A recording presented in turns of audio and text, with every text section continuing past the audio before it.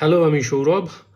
বাঙালির প্রত্যেক সন্ধে আড্ডায় বা চায়ের দোকানে বা যেকোনো আলোচনার জায়গায় এখন যে শব্দটা খুব বেশি করে ব্যবহার করা হচ্ছে বা যে বিষয়টা নিয়ে খুব বেশি আলোচনা করা হচ্ছে সেটা হচ্ছে টিয়ার গ্যাস।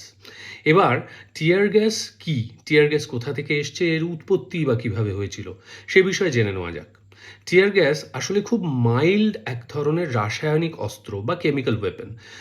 রাসায়নিক অস্ত্র বা কেমিক্যাল ওয়েপেনের ব্যবহার কিন্তু আজ থেকে নয়, বহুকাল আগে থেকে শুরু হয়েছে। মানে আর্কিওলজিক্যাল প্রমাণ আছে যে রোমান সাম্রাজ্যেও নাকি রাসায়নিক অস্ত্র বা কেমিক্যাল ওয়েপেনের ব্যবহার ছিল। এবার আসি টিয়ার গ্যাসের কথায়। 1914 সালের 19শে আগস্ট প্রথমবার ফরাসি সৈনিকরা এই টিয়ার গ্যাস শেলের ব্যবহার করে। কী কারণে ব্যবহার করে? ট্রেঞ্চে লুকিয়ে থাকা জার্মান সৈনিকদের টেনে বের করে আনার জন্যই কিন্তু এই টিয়ার গ্যাসের ব্যবহার করা হয়। জার্মান সৈনিকরাও থেমে থাকেনি। তারাও 1915 সালের 22শে এপ্রিল বলিমভের যুদ্ধে প্রথমবার ব্যাপকভাবে টিয়ার গ্যাসের ব্যবহার করে। জানা যায় প্রায় 18,000 টিয়ার গ্যাসের শেল তারা ফাটিয়েছিল ফরাসি সৈনিকদের ট্রেঞ্চ থেকে টেনে বের করে আনার জন্য। এর পরবর্তীকালে 1915 সালের 12ই এপ্রিল জার্মানরা প্রথম কেমিক্যাল ওয়েপন হিসেবে ক্লোরিন গ্যাসের ব্যবহার করে। ক্লোরিন গ্যাসের ব্যবহার অত্যন্ত লিথাল, প্রাণঘাতীয় বটে। প্রথমবার তখন তার ব্যবহার হয়। এর পরবর্তীকালে 1930 সালে ইউএস কেমিক্যাল ওয়ারফেয়ার কমিটির জেনারেল অ্যামোস ফ্রাইসের নেতৃত্বে এই স্মোক বা টিয়ার গ্যাসের ব্যবহার করা শুরু হয়। ভারতবর্ষে টিএসইউ বা টিয়ার স্মোক ইউনিট তৈরি হয়েছিল 1976 সালের 12ই মে। তবে টিয়ার গ্যাস কিন্তু ঠিক গ্যাস নয়। টিয়ার গ্যাস হচ্ছে ওই বিভিন্ন যৌগিক পদার্থের মিহি গুঁড়ো, তার সঙ্গে কিছু তরলের ছোট ছোট অণুর মিশ্রণের মাধ্যমে তৈরি করা একটা স্প্রের মতো। এই কারণে টিয়ার গ্যাস খুব সাংঘাতিক। টিয়ার গ্যাসে মূলত কী কী ব্যবহার করা হয়? টিয়ার গ্যাসে ব্যবহার করা হয় সিএস গ্যাস এবং ফিনাসিল ক্লোরাইড, যার আরেক নাম ক্লোরোপিকরিন। এছাড়া CN gas, CR gas, OC gas ইত্যাদি ব্যবহার করা হয়। টিয়ার গ্যাসের প্রভাব কি? টিয়ার গ্যাস যখনই ফাটানো হয় তখন প্রচণ্ড নিঃশ্বাস নিতে কষ্ট হয়, প্রচণ্ড চোখ জ্বালা করে। প্রায় 45 মিনিট পর্যন্ত আমরা দৃষ্টিশক্তি পর্যন্ত হারাতে পারি, চোখে অসহ্য ব্যথা হয়। এবার টিয়ার গ্যাস থেকে নিস্তার পাওয়ার উপায় কি? নিস্তার মানে কিন্তু টিয়ার গ্যাসে যদি আপনি অ্যাফেক্টেড হয়ে যান তাহলে তারপর আপনাকে কি করতে হবে?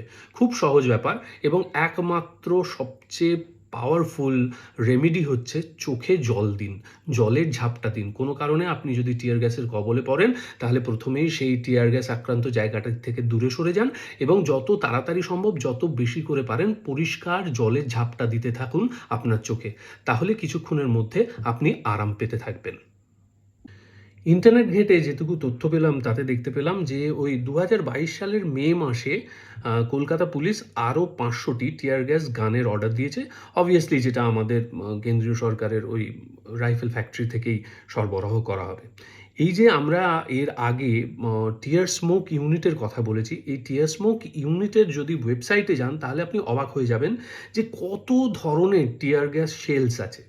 মূলত যদি দাঙ্গাকারীদের ছত্রভঙ্গ করার জন্য যে ধরনের টিয়ার গ্যাসের শেল ব্যবহার করা হয় সেগুলোকে বলা হয় soft nose tear gas. Soft nose কেন?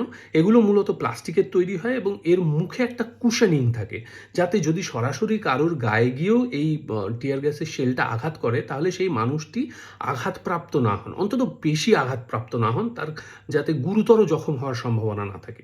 এবং এই টিয়ার গ্যাসের শেলটি যখনই কোথাও গিয়ে আঘাত পায় তারপর সেটা মেল্ট করে যায়, অর্থাৎ গলে যায়, এবং সেখান থেকে গল করে ধোঁয়া বেরোতে থাকে।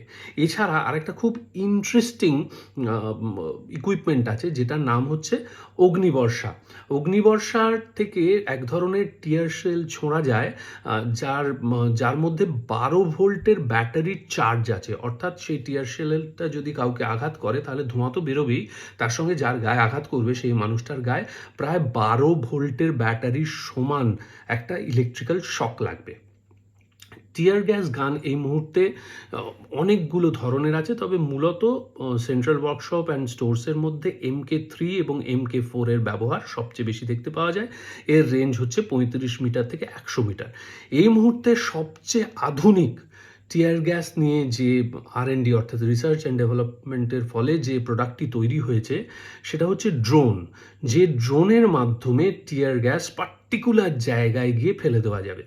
টিয়ার গ্যাসকে এখন ব্যবহার করা হয় দাঙ্গাকারীদের বা আন্দোলনকারীদের ছত্রভঙ্গ করে দেওয়ার কাজে। অর্থাৎ ভেবে দেখুন, ভবিষ্যতে আপনি দেখতে পারবেন আপনার মাথার উপর দিয়ে একটা ড্রোন যাচ্ছে এবং সেই ড্রোনটার থেকে হঠাৎ বম্বিংয়ের মতো করে টিয়ার গ্যাস শেল পড়তে থাকবে, যার ফলে আরও দ্রুত আন্দোলনকারীদের ছত্রভঙ্গ করে দেওয়া যাবে।